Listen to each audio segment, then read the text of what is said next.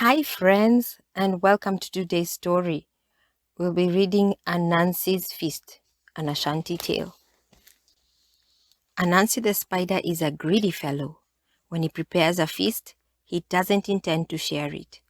A hungry friend, Ache the turtle, shows up on his doorstep, and Anansi feels compelled to invite him in.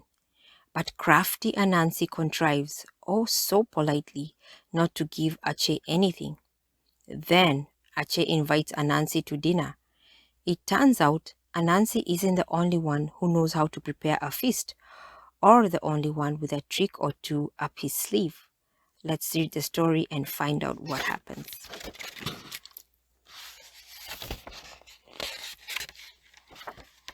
The earth was hot and barren, and no one had much to eat, except Anansi the spider.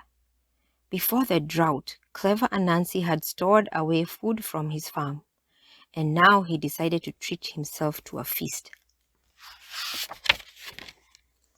Anansi shut his door and windows and sealed all the cracks in the walls of his old hut. I don't want the delicious smell of my cooking to bring hungry visitors, he muttered. But somehow the aroma of food escaped and reached Ache the turtle, who was searching for something to eat on a dusty riverbed nearby. I'll drop in on my old friend Anansi, thought hungry Ache. I'm sure he'll spare me a bite. Anansi was setting the table when he heard a knock on the door. He stood still and listened. Whoever it is will soon go away, he thought hopefully. The knocking didn't stop, however, and Anansi had to open the door. He didn't want to share his feast with anyone. Yet, when he saw his friend Ache, he couldn't bring himself to send him away. "Oh, it is you, Ache," said Anansi, smiling. "Come in and be my guest." Ache stared at the mountain of food. He didn't know where to start. "I'll eat the golden, crisp, fried plantain first," he thought. "How delicious it looks. Oh, look at the steaming, hot, soft yam and the pepper soup. No, I'll start on the fluffy coconut rice and the creamy beans with ground peanuts." He was reaching for the rice when Anansi stopped him. "Your hands are dirty," he told Ache. "In my house, it is only good manners to wash your hands before eating." Ache looked at his hands, dusty and dirty from his manner of walking on all fours. "Can I have some water to wash them?" he asked. "I'm sorry, I've used up all the water," replied Anansi. "You must go and wash your hands at the river." The river was dry, except for a few puddles. Ache washed his hands thoroughly in one of them, and back he crawled. Acheche die, his empty stomach moaning, "Oye yai," as he thought of the fluffy coconut rice and the creamy beans with ground peanuts. But greedy Anansi had eaten up the rice and the beans. "No matter," thought Ache. "I'll have the steaming hot soft yam and the pepper." "Look at your hands. You didn't wash them," Anansi said with a frown. Ache looked at his dusty hands and shook his head. "Strange. I did wash them. Well, I'll go and wash them again." At the river, Ache rubbed, scrubbed, and rinsed and wiped his hands. Then up the river bank he clambered. Acheche die, his empty stomach groaning. "Oye yai, oye yai," as he thought of the steaming hot, soft yam and the pepper soup. He got back to find selfish Anansi finishing up the yam and soup. "Your hands are still dirty," mumbled Anansi. "But I just washed them," protested Ache. "You don't seem to have done a good job of it," replied Anansi, laughing. "Go back to the river."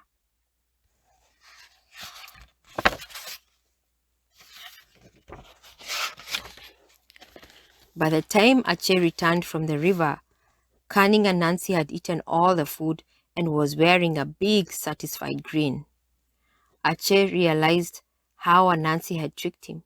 He only smiled, however, and said to well-fed Anansi, "Thank you for inviting me to your feast. I hope one day I can repay you." A few days later, the drought ended. Rain came down. The earth bloomed and food crops burst forth. Rivers flowed, teeming with fish and crabs. It rained so much that farms became swampy. The harvest was late, and Anansi, who was not a good fisherman, had little to eat. So he was delighted to receive an invitation to a feast at the turtle's home under the river.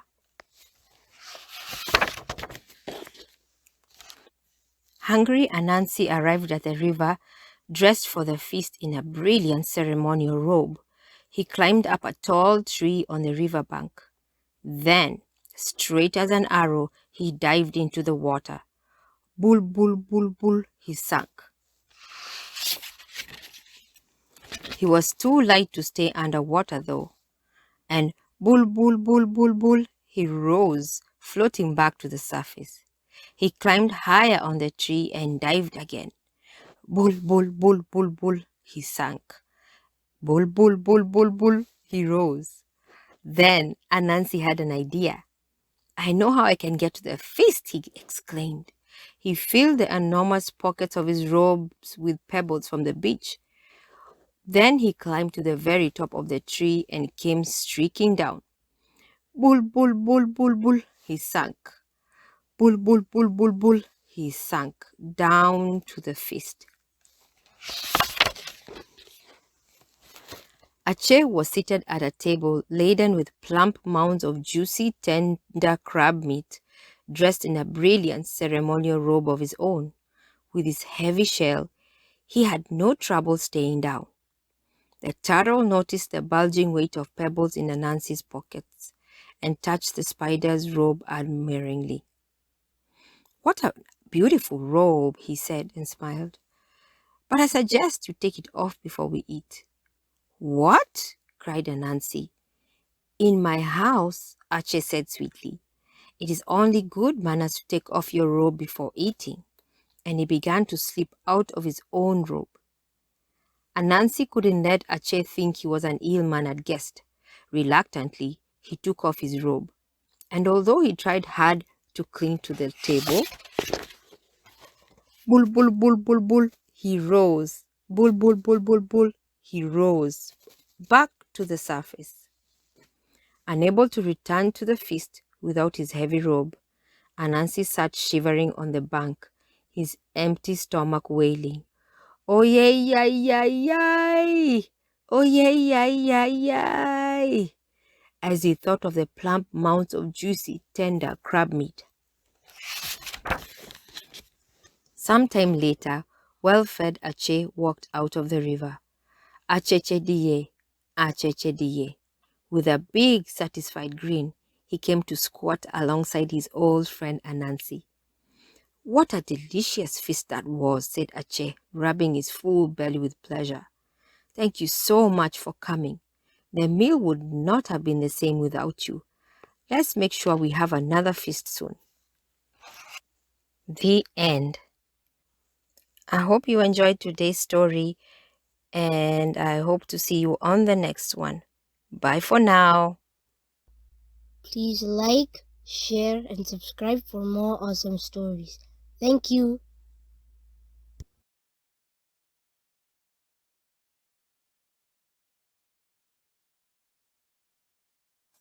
Hi everyone and welcome back. And today we're going to read Anansi Goes Fishing. One fine afternoon, Anansi the spider was walking by the river when he saw his friend Turtle coming toward him carrying a large fish. Anansi loved to eat fish, though he was much too lazy to catch them himself. "Where did you get that fish?" he asked Turtle. "I caught it today when I went fishing," Turtle replied. "I want to learn to catch fish too," Anansi said. "Will you teach me?" "Certainly," said Turtle. "Meet me by the river tomorrow. We will go fishing together. Two can do twice the work of one." But Anansi did not intend to do any work at all. Turtle is slow and stupid, he said to himself. I will trick him into doing all the work. Then I will take the fish for myself. But Turtle was not as stupid as Anansi thought. Early the next morning, Turtle arrived. Are you ready to get started, Anansi? He asked. Yes, Anansi said. I have been waiting a long time. I want to learn to catch fish as well as you do it.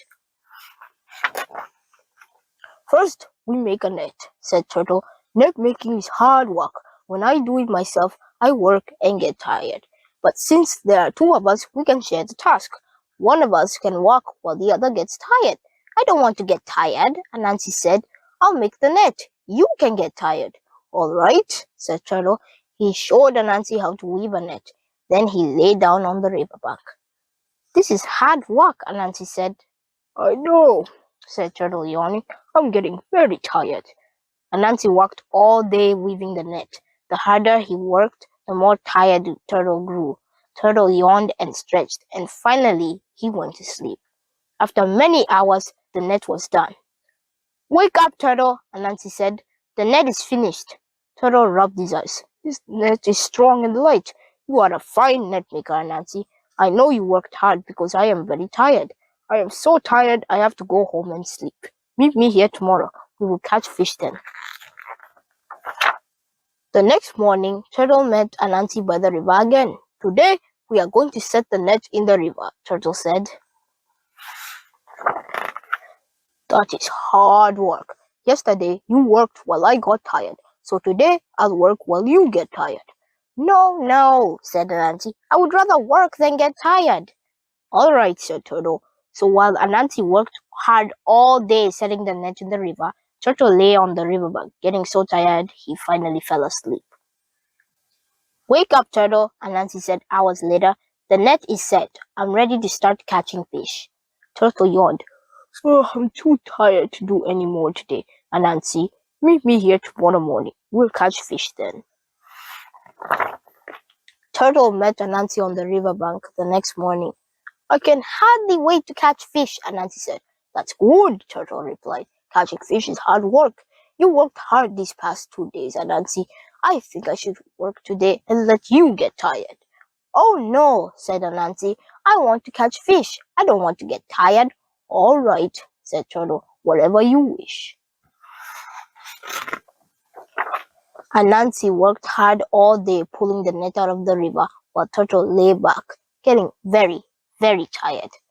How pleased Anansi was to find a large fish caught in the net. What do we do now? He asked Turtle. Turtle yawned. Now we cook the fish. Cooking is hard work. I think I should cook while you get tired. No, cried Anansi. He did not want to share any bit of the fish. I will cook. You get tired.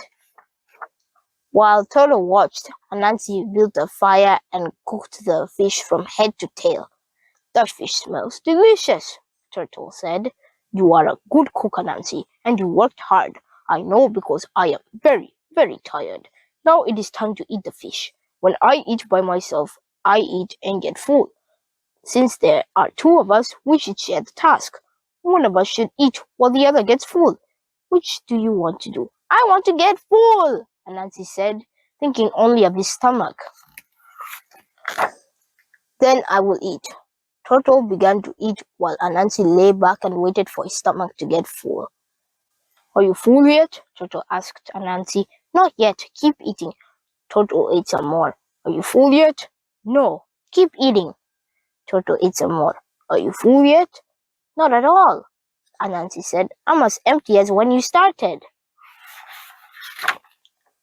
That's too bad, Turtle told him, because I'm full and all the fish is gone. What? Anansi cried. It was true. Turtle had eaten the whole fish. You cheated me, Anansi yelled when he realized what had happened. I did not, Turtle replied. You did. You made me do all the work, then you ate the fish yourself. You won't get away with this. I am going to the justice tree. Anansi ran to the justice tree. Warthog sat beneath its branches. Warthog was a fair and honest judge. All the animals brought their quarrels to him. What do you want, Anansi? Warthog asked. I want justice, Anansi said. Turtle cheated me. We went fishing together. He tricked me into doing all the work, then he ate the fish himself. Turtle deserves to be punished. Warthog knew how lazy Anansi was. He couldn't imagine him working hard at anything. Did you really do all the work? He asked. Yes, Anansi replied. What did you do? I wove the net, I set it in the river, I caught the fish, and I cooked it. That is a lot of work. You must have gotten very tired. No, said Anansi. I didn't get tired at all. Turtle got tired, not me. Warthog frowned. Turtle got tired. What did he do? Nothing. If he did nothing, why did he get tired, Anansi? I don't believe you. No one gets tired by doing nothing. If Turtle got tired, then he must have done all the work. You are not telling the truth. Go home now and stop making trouble. Warthog had spoken. There was nothing more to be said. Anansi went home in disgrace, and it was a long time before he spoke to Turtle again. But some good came out of it. Anansi learned how to weave nets and how to use them to catch food. He taught his friends how to do it, and they taught their friends. Soon spiders all over the world were weaving. To this day, wherever you find spiders, you will find their nets. They are called spider webs. I hope you enjoyed this story, and I'll see you in the next one. Bye! Please like, share, and subscribe for more awesome stories. Thank you.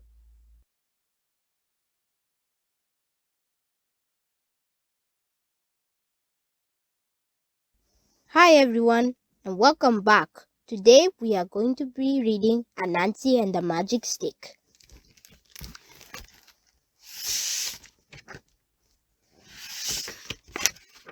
It was a fine bright day. All the animals were working in their gardens, all except Anansi the spider. Anansi lay in his front yard, fast asleep.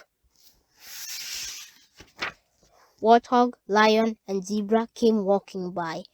Look at Anansi. He's so lazy, said Zebra. His house is falling apart. His yard is full of trash. He wouldn't get out of bed if his house caught fire. Anansi is so lazy, he falls asleep standing up, said Lion. He is so lazy, moss grows on his head, Warthog added. Their noisy laughter woke Anansi. Be quiet. I am not lazy at all. I am thinking. My mind is working hard. Anansi tapped his forehead. The animals laughed even harder. Anansi walked away. I don't have to listen to you. I'll find another place to sleep. I mean, think. Anansi started walking down the road. Before he knew it, he had walked all the way to Hyena's house. Hyena lay in his hammock, fast asleep. His house was neat and tidy. His yard was beautifully planted with shrubs and flowers. What is Hyena's secret? Anansi wondered. No one ever sees him working. Yet his house always looks beautiful. I need to find out how he does it. Anansi hid behind a bush, watching and waiting. Hyena woke up. He noticed a pile of dust on the path. He spoke to a stick leaning against a post. Hocus pocus, magic stick. Sweep this dust up, quick, quick, quick. As Anansi watched, the magic stick swept away the dust. When the dust was gone, Hyena said, Abracadabra, cadabra. Down fell the stick. Hyena leaned it back against the post and went inside his house. That's just what I need, said Anansi. If I had that magic stick, my house would be as beautiful as Hyena's. No one would laugh at me again. Anansi grabbed the magic stick and ran off as fast as his legs could go. He soon became tired. Why am I carrying this stick? It can carry me. Anansi said the magic words just as he remembered them. Hocus pocus, magic stick. Carry me home now, quick, quick, quick. The stick picked up Anansi and carried him along. When they arrived at Anansi's house, he said, Abracadabra, cadabra. Kapoom! The magic stick dropped Anansi on his head. Ow! Anansi cried. Next time, put me down gently, stick. There's lots of work to do. Get rid of this trash first." Anansi said the magic words. "Hocus pocus magic stick, clean my yard up quick, quick, quick." The magic stick whirled round and round. It gathered all the trash and threw it over the fence into Lion's yard. Abracadabra cadabra, down fell the stick. "Good job, stick. Next, my house. Hocus pocus magic stick, fix my house up quick, quick, quick." The magic stick whirled round and round. Wood and nails flew through the air. Bright pink paint splashed over the fence. A zebra came walking by. Anansi's house gleamed. So did Zebra. He was bright pink too. Abracadabra cadabra, down fell the stick. "Now for my garden," Anansi said. "Hocus pocus magic stick, plant and water quick, quick, quick." The magic stick whirled round and round. It dug up the dirt, throwing the weeds into Warthog's tomato patch. It planted seeds in neat straight rows. Then it began to water them. Anansi yawned. "Watching all this work makes me tired. I need a nap. Keep watering, stick. Don't stop." Anansi lay down and went to sleep. The magic stick kept watering, watering, watering. The vegetables grew bigger, bigger, bigger. The water flowed across Anansi's yard and out the gate. A trickle at first, then a stream, then a flood, then a mighty river. "Help!" the animals cried. "Help!" cried Anansi, waking up to find himself afloat in the middle of a raging river. He tried to make the water stop, but he couldn't remember the magic words. Canabra, catabra, cadabra, calabra, kazabra, kavabra, kajabra, kamabra, kapabra. Nothing happened. The water kept flowing. "Help!" cried Anansi. Hyena came drifting by. "Hello, Anansi," he said. "It's a nice day to be on the water. By the way, I'm looking for a magic stick. Have you seen it?" "A funny-looking stick just came floating by," Anansi said. "I can't see it now. It must be underwater. I think Crocodile ate it, or else he's using it as a toothpick. I better get it back before he breaks it." Hyena leaned over the water and said, "Hocus pocus magic stick. No more magic, end of trick. Abracadabra cadabra." The river stopped flowing, leaving behind a wide lake. "What are you going to do about this lake?" the animals asked. "There's nothing I can do," Hyena said. "The lake is here, and here it stays. You'll have to learn to enjoy it." So they did. The animals built new homes on the lake shore. They swam, jumped, and played in the bright blue water. But someone was missing. Where was Anansi? Did the flood sweep him away? Did he tumble over a waterfall? "Poor Anansi," the animals sniffled, wiping away their tears. "We'll never see him again." They were wrong. Anansi was far away on the other side of the lake, floating along in his new houseboat, sleeping all day and planning new tricks, which is just what Anansi does best. I hope you enjoyed this story, and I'll see you in the next one. Bye! Please like, share, and subscribe for more awesome stories. Thank you! The end.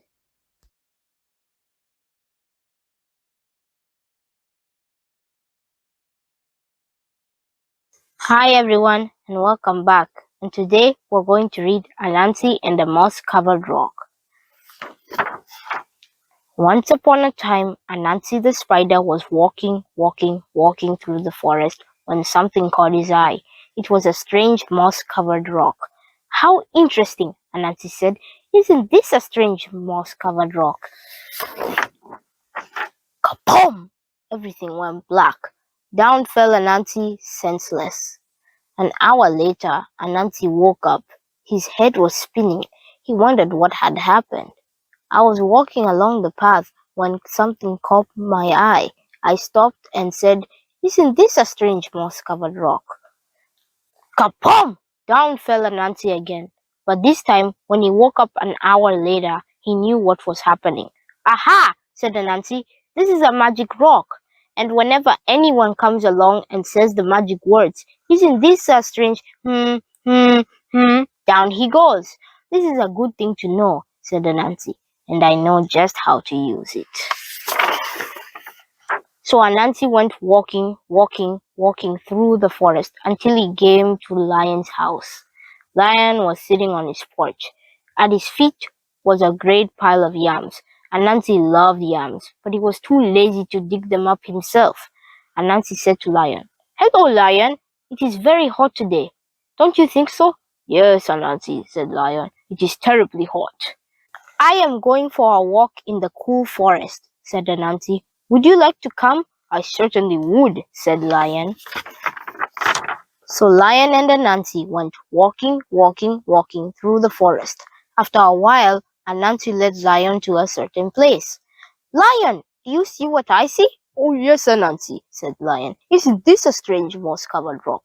Kapom! Down fell Lion. Anansi ran back to a lion's house and made up with Lion's yams. An hour later, Lion woke up. His head was spinning. Anansi was nowhere in sight, and when he got home, he found that every single one of his yams was gone. Lion was very sad. But Anansi was very happy. He couldn't wait to play his trick again. Once more Anansi went walking through the forest. This time he stopped at Elephant's house. Elephant was sitting on his porch. At Elephant's feet was a great pile of bananas. Anansi loved bananas, but he was too lazy to pick them himself. So he said to Elephant, "Hello, Elephant. Isn't it hot today?" "It is," Elephant agreed. "I am going for a walk in the cool forest," Anansi said. "Would you like to come?" "That sounds nice," said Elephant. "Thank you for inviting me, Anansi."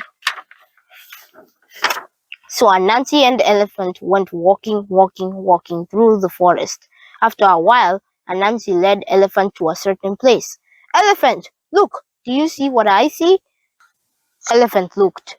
"Yes, I do, Anansi. Is this a strange moss-covered rock?" Kapom! Down fell Elephant. Anansi ran back to Elephant's house and made off with all the bananas. An hour later, Elephant woke up. His head was spinning. Anansi was nowhere in sight, and when he got home, he found that every single one of his bananas was gone. Elephant was very sad. But Anansi was very happy. He couldn't wait to play his trick again. He played it on rhinoceros and hippopotamus. He played it on giraffe and zebra. He played it on every single animal in the forest. But all this time, watching from behind the leaves, was a little bush deer. Little bush deer is small and shy, and very hard to see. She watched Anansi play his wicked trick again and again on all the other animals. Little bush deer decided it was time for Anansi to learn a lesson. So Little bush deer went deep into the forest to where the coconut trees grow. She climbed the coconut tree and threw down a great many coconuts. She carried the coconuts home in a basket and set them on her porch. Then she sat down beside them to wait. In a little while, along came Anansi. Anansi's eyes lit up when he saw Little bush deer's coconuts. Anansi loved coconuts. He loved to eat the tender white coconut meat and drink the sweet coconut milk inside. But he was much too lazy to gather coconuts himself. Instead, he said, "Hello, Little bush deer. It is so hot today." Little bush deer smiled. "It is very hot, Anansi. I am going for a walk in the cool forest. Would you like to come?" "Yes, I would," said Little bush deer. So Anansi and Little bush deer went walking in the cool forest. After a while, Anansi led Little bush deer to a certain place. Little bush deer, look over there. Do you see what I see? Little bush deer knew all about Anansi's trick. She looked. No, Anansi, I don't see anything. You must see it. Look very carefully. Little bush deer looked. No, I still don't see anything, she said. Anansi began to get angry. You must see it. Look over here. Look right where I'm pointing. Do you see it now? No, Anansi, said Little Bush Deer. Anansi stamped his legs. You see it. You just don't want to say it. Say what? Said Little Bush Deer. You know. Is that what I'm supposed to say? Yes, said Anansi. All right, then I will say it to make you happy. You know, said Little Bush Deer. There, I said it. Are you satisfied? No! Anansi shouted. You're not supposed to say, you know. What am I supposed to say? You're supposed to say, isn't this a strange moss-covered rock? Kapom! Down fell Anansi. Little Bush Deer ran and got all the other animals. Together, they went to Anansi's house and took back all the good things he had stolen from them. An hour later, Anansi woke up. His head was spinning. Little Bush Deer was nowhere in sight, and when he got home, he found his house as empty as it was before. But if you think Anansi learned his lesson, you are mistaken, because he's still playing tricks to this very day. The end. I hope you enjoyed this story, and I'll see you on the next one. Bye! Please like, share, and subscribe for more awesome stories. Thank you.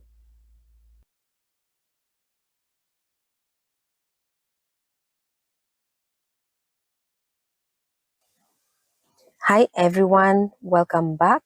And today we'll be reading the book Anansi's Party Time. Anansi has gotten an invitation in the mail to Turtle's party.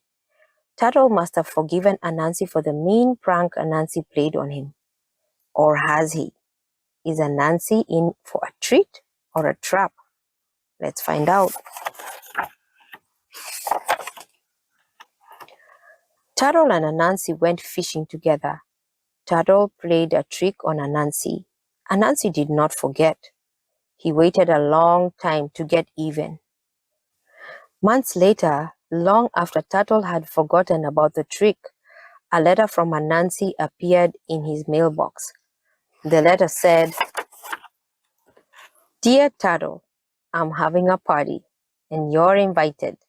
Here's a map so you'll know how to get to my house. Don't be late. Love, Anansi. Turtle moves very slowly. It takes a long time for him to get anywhere. He started out early. He followed the map all the way to Anansi's house. Knock, knock, knock. Turtle knocked on Anansi's door. I'm here, Turtle said. What took you so long? Anansi asked. Where is your costume? I didn't know it was a costume party, said Turtle. You know now. Go home and get a costume. Anansi slammed the door. Turtle went home. It took him a long time to get there. It took him a long time to choose a costume. It took him a long time to walk back to Anansi's house. Knock, knock, knock. Turtle knocked on the door. Hippity hop, Turtle said when Anansi opened it. Hippity hop, guess what I am? You're a silly looking turtle pretending to be a bunny, Anansi said. Where is your dish? What dish? Asked Turtle. I told everyone to bring a dish, Anansi said. You didn't tell me, said Turtle. I just did. You need a dish. Go home and get one. Anansi slammed the door.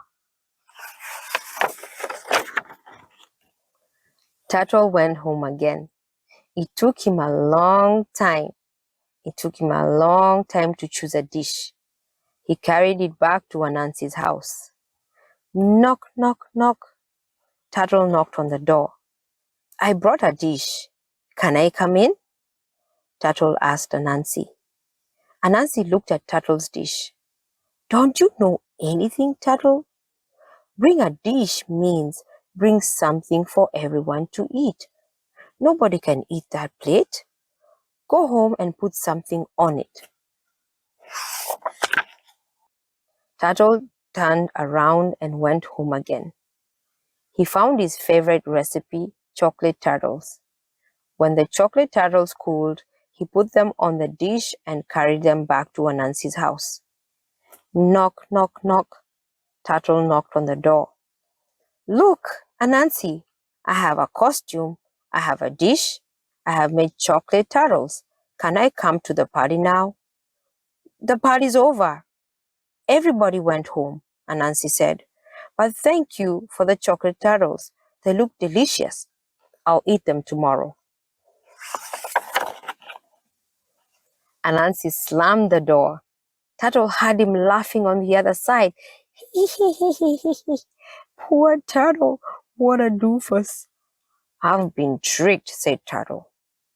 A few days later, a letter from Turtle appeared in Anansi's mailbox. Dear Anansi, I'm having a party and you're invited. Here is a map to my house. Don't wear a costume. Don't bring a dish. Be ready to have lots of fun. Don't be late. Love, Turtle.